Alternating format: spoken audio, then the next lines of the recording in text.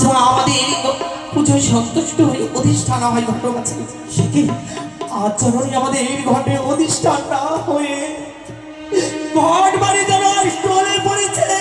উষা, ওগো, বলো এই ঘট বাড়ি টোলে দেখে আমার মন কি বলে জানো? কি গো উষা? এই তো বড় অমঙ্গলের চিহ্ন। অমঙ্গল? উষা, এমন তুমি কি অমঙ্গল দর্শন করছো যার জন্য এইভাবে তুমি ভেঙে পড়ে যাচ্ছ? বলো উষা, আমি গো, বলো। আরে হয়ে যাবাই আজকের দিনে তুমি নিয়ে যেও না ওই সবাই।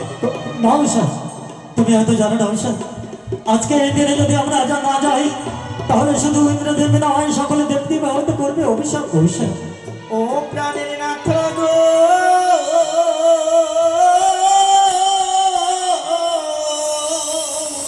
উষা,